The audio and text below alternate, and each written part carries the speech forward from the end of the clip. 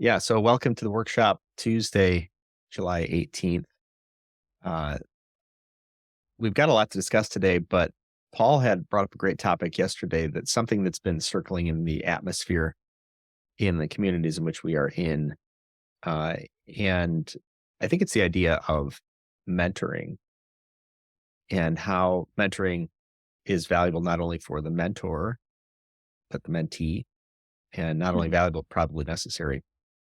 Uh, and I'd love to hear how, Paul, you connect that with entrepreneurship. So, if unless I'm putting you on the spot, can you kick us off and let us know where your thoughts are at on that? Well, it stemmed actually from the comment you made yesterday, which you've often told me I seem to have the ability to pick stuff out of your brain is stored in the back in the recesses of it. And it was your turn to do that to me because as I've gone through my journey and been a part of various coaching and mastermind groups and all that sort of stuff, mm, I've long believed that in an ideal set of circumstances, every person who is a part of a group like that is elder that they look up to, a junior that they mentor, and then a peer that they wrestle with, right? Mhm. Wrestle in a positive, figurative sense. Not Yeah. we're not doing WWE kind of stuff, but The uh, army. well, that remains to be seen. But it took me back to this story by way of introduction. I was in on my second deployment to Iraq. This is 2008, and had been charged to go out in front of our compound and greet this convoy that had just arrived. And one of the passengers was I was in the Army, and this was a Marine Sergeant Major, which is one of their senior enlisted ranks. Mhm. And this Marine Sergeant Major stepped out, and I said, "Welcome, Sergeant Major." Actually, I said, "Welcome." And I kind of looked at his rank insignia and I guessed Sergeant Major. I didn't know he was. And after I finished shaking his hand and all that, I said, "I got to confess, Sergeant Major, I guessed your rank." And two other Marines had also stepped out with him, and as soon as those words left my mouth, they said, "Oh boy, here we go." I immediately locked up and went to parade rest, and he said, "Sergeant Edwards, that's not acceptable. My Marines know your Army ranks backwards and forwards." And he was kind of gently but firmly admonishing me Mhm. for not having paid attention to the details. And he attributed it to the fact that the Marines take that very seriously. They say the man above me is um, charged with teaching me his job, and the man below me, I'm charged with teaching my job to the man below me in rank. And so um, I said, that sounds really great, Sergeant Major. I have had a hard time finding someone in the Army who really cares about doing that. And he said, that's not an excuse. He said, "Who are you mentoring right now? Because you'll learn more from mentoring them than you will from any mentor. Because it forces you, right, to think about what you're Mhm. teaching them." So I never forgot that. And I left the service and I found that the civilian world was even more chaotic because there you don't even have a rank structure. So you can't presume to be an authority over someone. And Well, you if you go can, it the just makes you look like an a-hole. right, and if you go the opposite direction, then you become something of a doormat and Yeah. just assuming you have no authority. So, but as I came into entrepreneurship and discovered coaching masterminds uh, and the power of peer groups, um, I noticed, some people are ahead of me and some people I'm actually ahead of them. And then some people are right on par with more or less we're tracking step for step. And I said, in a perfect world, there would be there would be some kind of easily recognizable structure where this was always where this was a constant. in the life of an entrepreneur. And the reason is, um, it goes back to something that was said by one of the Jewish sages, which is, I have learned much from my mentors. I've learned even more from my peers, but I have learned the most from my students.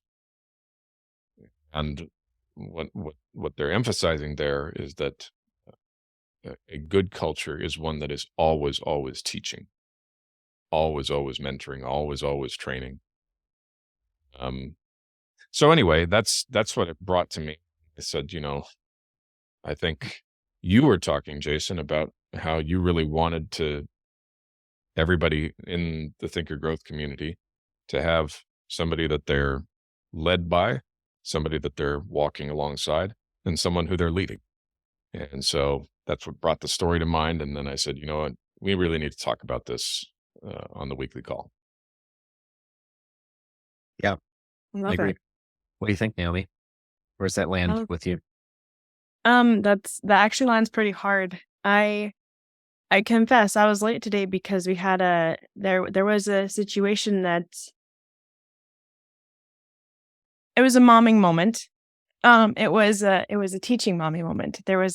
We live in Florida and a lot of the snakes here are poisonous, so we can't just touch any creatures. I'm very much like a touch all the critters person. But in Florida, I've had to take a step back, we got to make sure that one's not poisonous. So I was late because my husband was mowing the lawn and there was a tiny snake, and we wanted to do the research on whether or not it was poisonous. And it's not a poisonous snake, and it was striking at us a lot. And I wanted to, my little guy, if there's anything scary at all, he freaks out. And so I went in there and it was striking at us, right? I just went in slowly, let it sniff me a little bit. And before you know it, I was holding him. I kind of tamed him a little bit. And so I was holding him, then my husband was holding him. And then I realized in that moment, in that teaching moment, this concept that you're talking about today, where how you teach really affects your learning. And I had been so, I think what I didn't realize until I've seen it reflected in my child is if I teach with anxiety, if I teach with, oh, if you move too fast, he's going to bite you. Oh, if you make any quick movements, he's going to bite you. But if I instead start picking him up and say, oh, no, you can do it. Look, and I just grab his hand and I put his hand in front of mine, before you know it, my 7-year-old, who was terrified to touch that snake, is suddenly holding the snake by himself with this huge grin, so excited. And I was like, I wouldn't miss that for the world. And I kind of had this whole flipping experience where I realized that I don't know how to interact with things as well as I thought I did, because how you're teaching it literally reflects how you interact with things. And if you go at it from oh no, bad things can happen if you do it wrong. But if you go at it from here's how we do things and make it work situation, it changes your own mindset as well. And I literally had that reflective moment in literally just now. So I see it a lot in my parenting. I think that's what I'm trying to say is that whole, when we're learning, the biggest things that I've learned is from trying to teach my children to grow up to not be a-holes. That's the whole That's point, right? well, I think so. Yeah, that's a big Whole point. of parenting. Jason, what's the background for you? Because I don't remember exactly how we got to that point where you said that, but what is the background in your mind that produced that moment where you said that? Where does it come? Where does it resonate for you? One of my goals for the community is to create a space to incubate new startups. And when those startups become successful, I want them to then, those individuals, those founders, to give back to the community and start to advise other organizations. So the path is you have an idea, you get a team, part of that team are some advisors for you. Then you launch your concept, you get it running, and then you become an advisor for another person who's working on their idea. So the experience begins to turn on itself. And I think it holds entrepreneurs accountable for their own growth, their own goals, and also gives an aspirational component to the new entrepreneur to live up and into some idea of success. And I think it's also important that I think we learn them a lot from people who've been on the journey before. If I go to a national park or something like that, I go and get the map. And it's not that I couldn't, bushwhack my own trail, but that's not advantageous. People know where the waypoints are. They know how to get there. It's the most expeditious or most scenic route. It's been traveled. So if we don't have to, reinvent the wheel, why do it? And I think also entrepreneurs tend to be, it fights or fights against entrepreneurs' typical feeling that they need to do it themselves and they are all alone on this journey, because that is not true. And when an entrepreneur acts that way, they are largely unsuccessful. And when they push themselves to work with peers and also hear from mentors, and then also kind of work the growth through them and preach it to somebody else, I think that is it's a good way to break down those barriers of isolation. Yeah. I mean, Reminds even me. Go ahead. oh, sorry. Yeah. I'm just even with the snake situation this morning, we didn't know whether or not it was poisonous. I took a picture of it and I posted on an online group, and I waited till multiple people said what it was, and we went and looked it up. It's kind of like when you're starting your journey on an entrepreneurial journey, you need to look for the people who are either on the same journey as you or can be mentors. And then there are people who are watching you, people who are watching your journey. Look for those guys, because those are the guys you're going to be mentoring as you're going along your way. So you look for the people who have done it before. You get their advice. You ask for, okay, what kind of snake is this? What kind of business is this? What kind of venture should I take? And then the people who are watching you, like my kid was watching me pick up the snake today. My husband was watching me pick up the snake today. He was sure that no one was going to pick it up without getting bitten. He was afraid of it too. But I pick it up and it didn't strike at me. Like I could pick it up no problem. But that's because you have to like watch where you're going. You have to watch your mentors. You can, like you said, you don't want to like go and make your own path. You need to see there's already path markers along the way. You follow those paths, those routes. And then as you get more confident in it, and you can help somebody learn too. And you can learn that reflectiveness about yourself. How am I teaching? How am I doing? Where's my mindset at? And it kind of checks you along the way. I don't know. I really love that, the trail analogy. I think also parenting is a great framework to think about, because the essence of parenting is you are parented by someone and you want to, in some cases, either live into those shoes or desperately don't want to live into those shoes. Mm-hmm. But I think we all look at parents and go, man, I really wish I could live into those shoes. And then there are other parents along the way, our peers, and then kids. And I don't know how many times it's happened to me that when I've said something to my kids, it's working its way through me. And I'm like, I'm not even living up to this, but I know this to be true.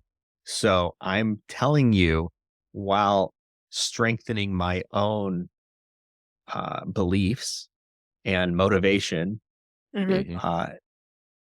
as I speak it to you, which then's like, okay, well, step it up.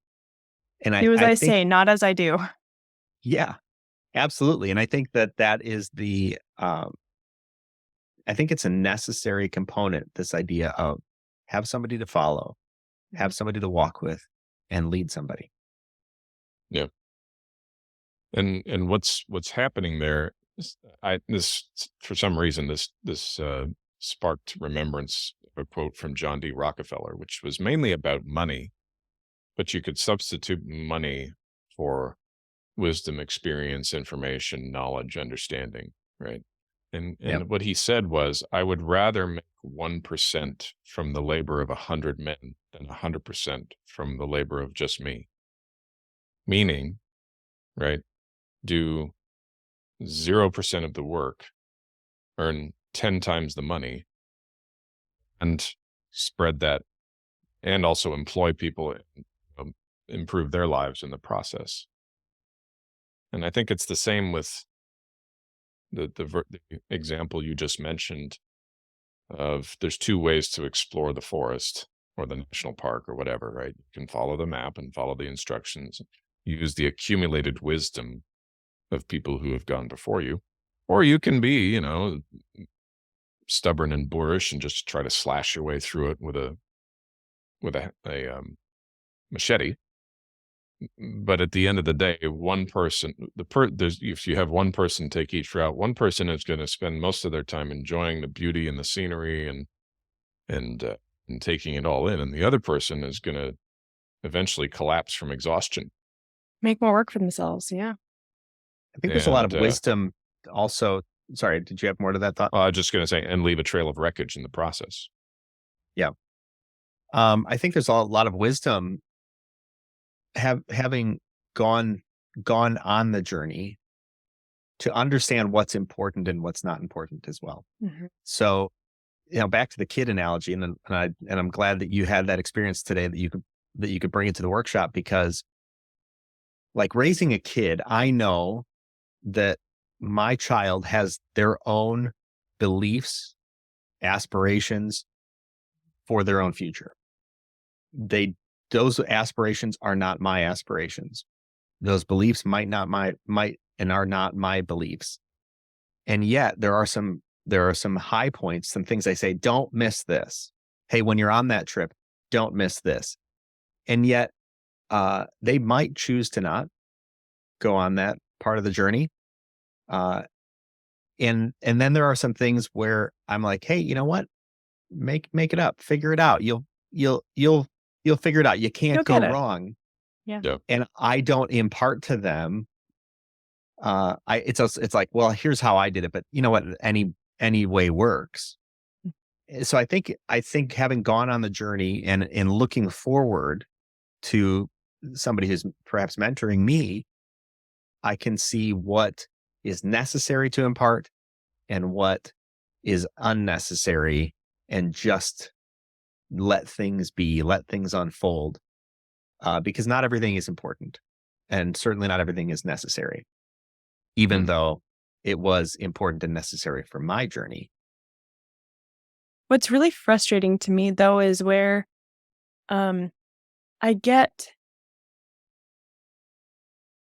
really wish we knew how to learn from the people we're learning from before we get to the point where people are having to learn from us and our mistakes. And what I mean by that is, how many times do people say, oh, this isn't important in life, this isn't important in life, and this isn't important in life, and don't go for this instead. And we're like, oh, I know better than that. No, this is where I'm at. I need to do this instead.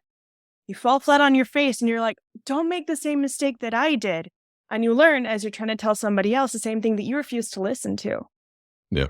And I'm like, I wonder if the reason we learned so much from the people we're mentoring is because we were so stupid and unwilling to learn from the people who were trying to teach us along the way. And so it's like, okay, hopefully I can have more of a learning mindset from the people who are trying to tell me things before I get to the point where I'm having to teach people because I learned the hard way because I wouldn't listen.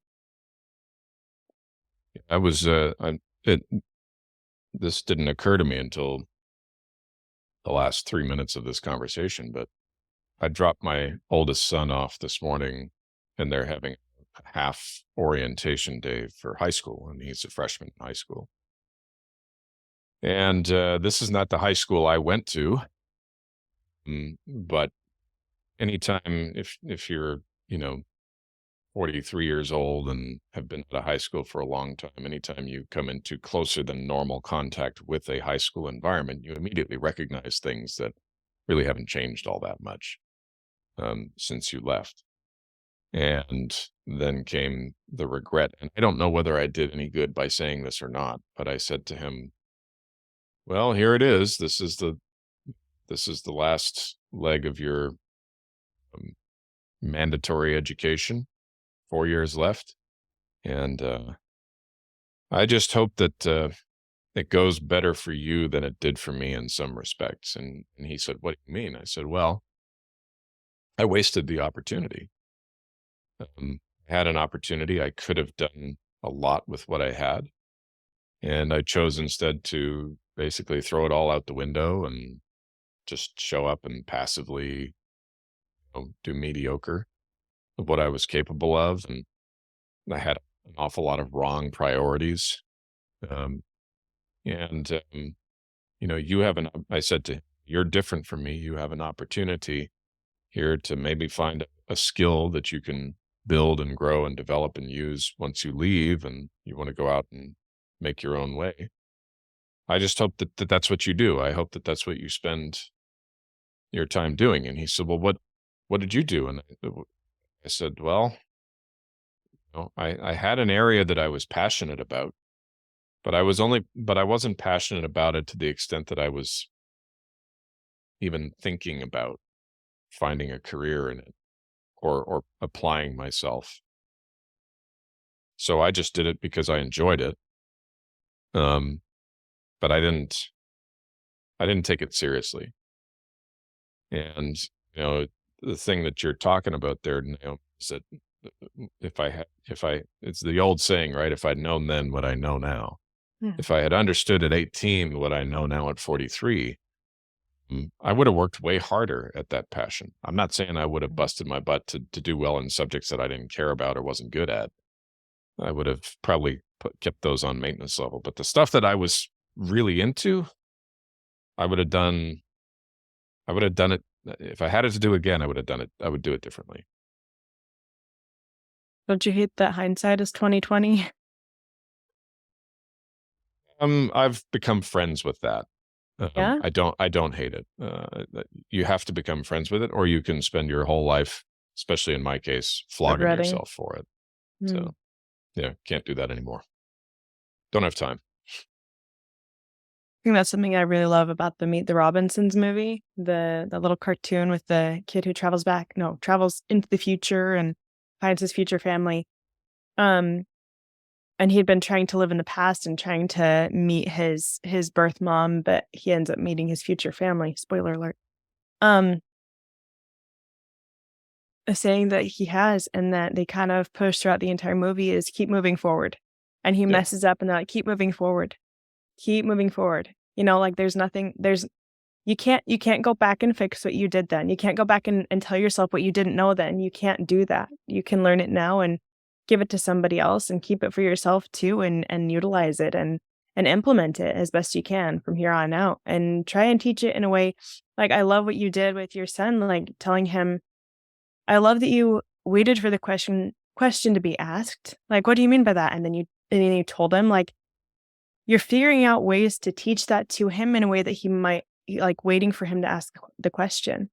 I think that's the biggest thing that we can do is find ways to teach it that will actually help the people that we are mentoring learn it Hmm. because we didn't learn it. So how can we help the people who are coming after us learn it when we weren't receptive to it? What's a different way we can go about it that maybe would help them be receptive to it so they don't have to learn the same things that we did the hard way? Yeah, a friend of mine last week I was speaking to said, you know, teaching is a lot like medicine. Some medicines are better administered intravenously, others orally, um, Oh, no. others, right? you, you just rub it into the skin. What's the best way to? Yep. And he was just loosely using the analogy. What is the best way to trans? The sages have another great saying: "Speak a message in the way that it will be heard." And so you're like, Mhm. I'm sitting now. I'm aware we're off on a tangent here. I'm trying to, but it does have to do with mentoring, right? It does have to do with Right. that whole thing of what is it that you watch somebody you love or somebody who is in your charge or somebody you're mentoring. You become observant of their behaviors and what turns them on, turns them off, right? What gets their attention, what they ignore. Um, and I've learned that, especially with my sons. I know how to get their attention lickety split if I want to. Mhm. I know that they are both impressed by the fact that I'm willing to be straight up and sometimes brutally honest about the weaknesses that I have, because they're not used to that. And most people do not talk that frankly about it. And but when it comes to what you do with the mistakes you made, you're absolutely right. You give them away, particularly to people who are coming behind you, and say, I will sometimes say to my kids, this you are not free to ignore. You ignore this, you invite consequences, not from me. God will give them to you. Yep. You don't want consequences from him. If he puts on his consequences hat, you ain't gonna like it, pal. You think I'm bad, right? God has a sense so of humor, and he has all the elements at his beck and call, so don't mess with that. precisely. So wrapping that into entrepreneurship, because I like where this is headed, and I think it rings true that there's something very prescient about 10 commandments Mm-hmm. in the thou shalt nots. And it reminds me of a conversation I had with an old executive director of the YMCA. They were hiring a new executive director. The other guy was retiring, so he still had his position. And in the ad, it talked about having an entrepreneurial leader. So I decided to go talk to this guy. And the question I posed to him was, how do you live in the spirit of entrepreneurship, but also have a board of directors and the structure of the YMCA? What does entrepreneurial mean to you? And he said, well, there's a great strategy we've employed.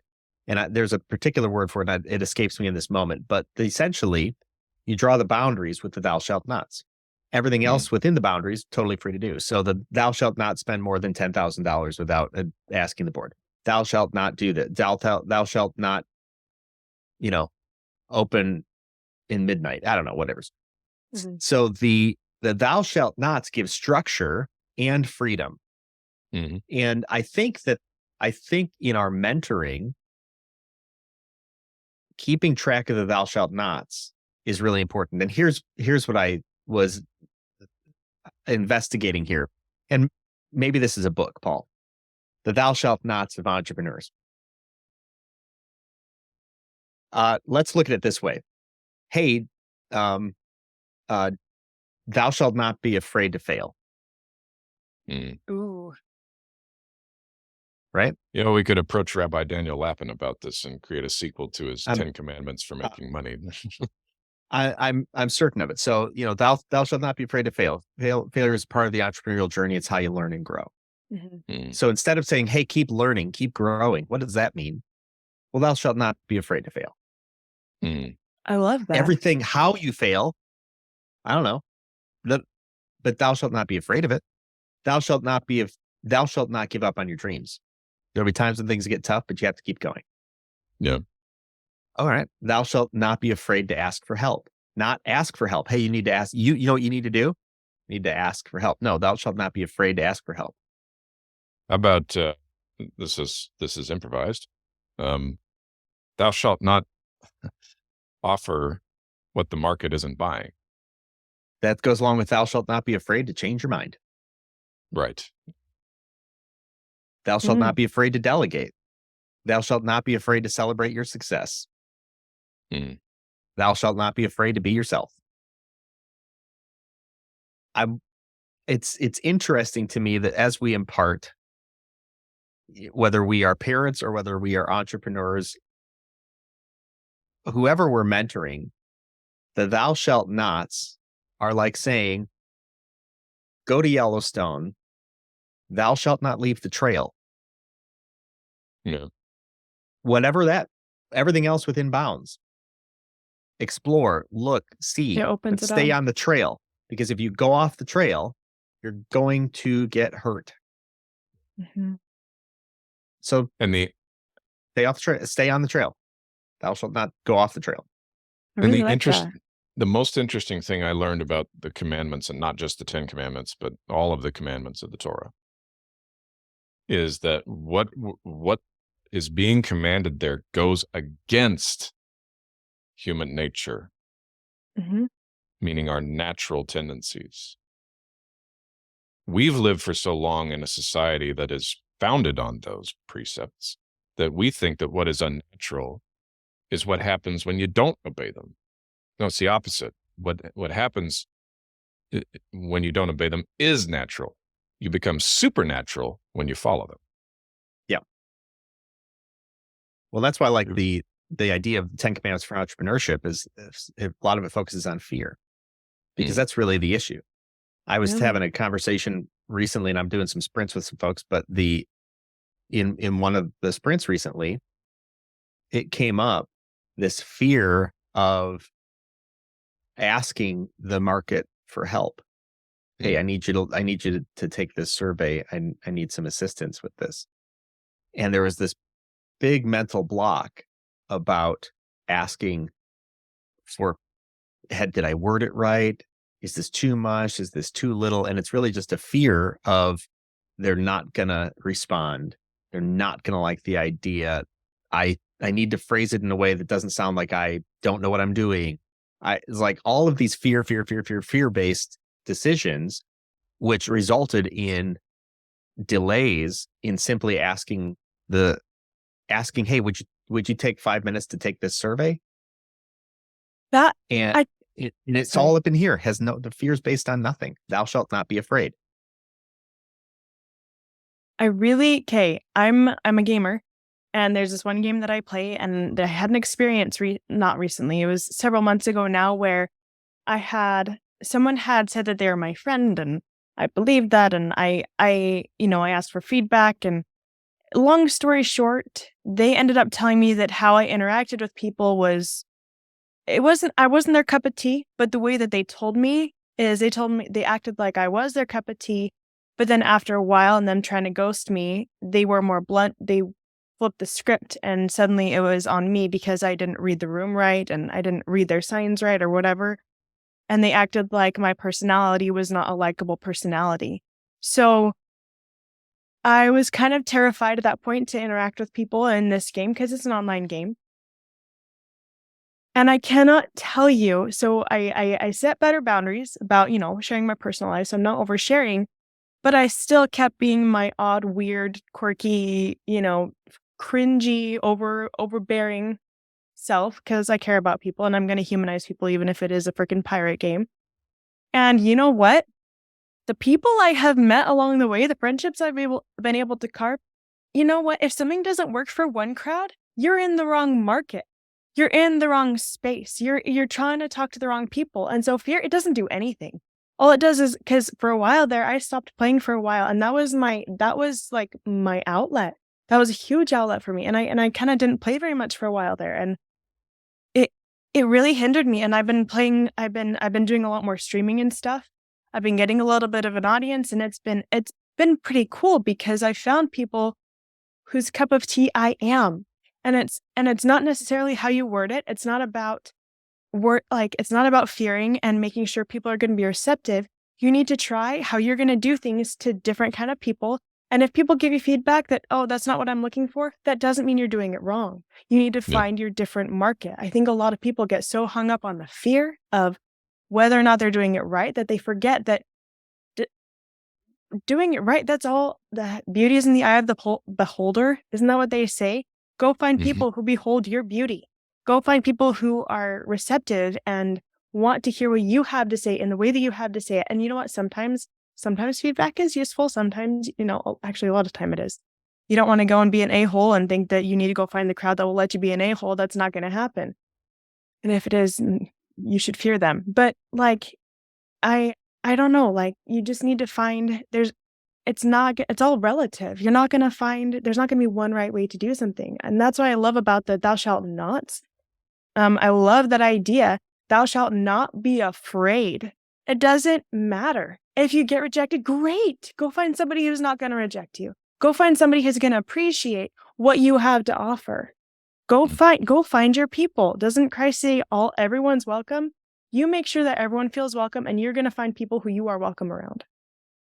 And how you word things, how you do things, if you want to create a market, you will create that market. So great points. We're coming up on the end of our time for the workshop, and I think we've hit some really big things to think about. Mm. And so I want to make sure that we leave time for making this practical for ourselves. And so the framework which we're talking about here is a story. Paul presented a story which uncovered a concept to think about. And we're talking about mentoring and the necessity around uh, behind having a mentor, being a mentor, and mentoring someone else. And then within that, there are all of these sort of tributaries that feed into that thought, which then open up into the practical application for us today. And I want to make sure that we now move into that. So this idea of fear, it's a big thing in my mind. I've operated by fear a lot in my life. So maybe in these final minutes, we think about a handful of questions. One, and Paul, you mentioned these questions here. What's going well for you lately? What's not going so well? And what are you looking forward to? And one of the things that I'd like to uncover maybe is, since maybe if fear is the highlight of uh, uh, uh, the things that we need to resist, the things that we need to fight against, thou shalt not fear, fill in the blank. Mhm. I'm wondering, at least for me, when I'm talking about these things, the what's going well for me lately, what's not going so well, and what am I looking forward to? I'm going to focus on that fear, the things that I'm fearing, that I know I don't need to fear, and I need to get over it or through it. So I'm gonna lead us off in this, and then you be thinking about how you want to answer those. So what's going well lately? Number one, in terms of the community, I'm super excited about the progression of not just a community of entrepreneurs that are getting together to learn from one another, but uh, and then bat around ideas here in the Tuesday workshop and in other places, but also the idea of when there is a real opportunity to move on, there's a sprint that a person can join, which is a cohort of people accomplishing twice the results in half the time within 12 weeks. So a sprint to move towards a stated end, a stated end goal or an end state. But on top of that, incubating and accelerating new companies that are ready to just take off. And part of that is advisory work that turns on itself in this idea of mentoring. So that's, I'm seeing more clarity around that, and it brings a lot of things together. What's not going so well? There is a fear, and I'll just say it in myself. I don't like to put myself out there publicly. I know it's necessary, but I'd much rather somebody else do it, and then I'll show up to the party. But it's necessary, and so that fear sits in the back of my mind almost all the time, every day. When I think about, I should post something, I should talk about something, the fear sits in the back of my mind. And I can unpack what that is, but I'm not going to now. So there's that fear that's not going so well, and really need to move through that.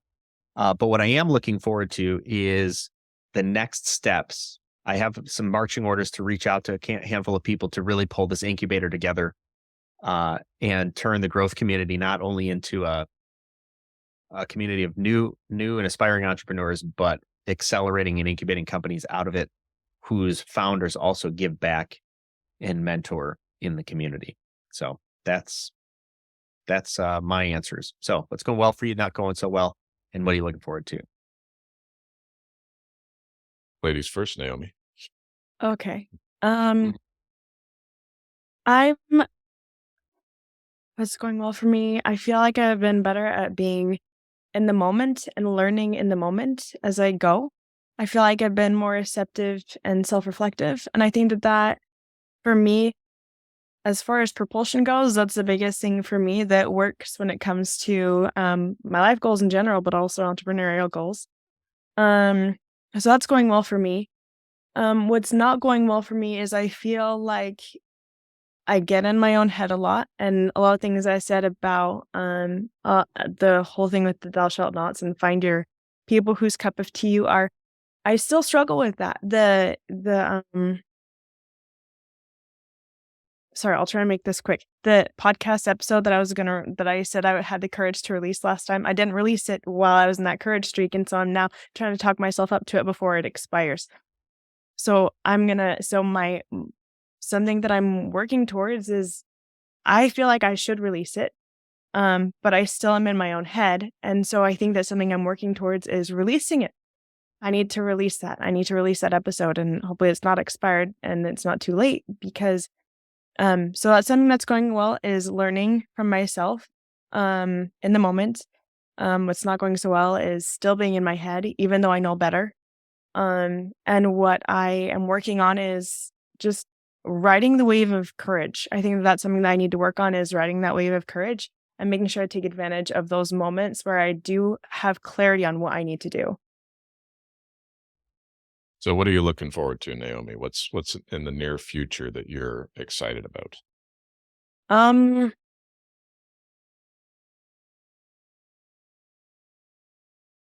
Reaching out, meeting new people, reaching out, and the invitation that vulnerability can create. I'm looking forward to that. I'm looking forward to the invitation and people responding to the invitation that me taking that courage to be vulnerable can create. Hmm. Good stuff. And, um, I would say that, so just to take a step out here and share with the audience what we're doing here.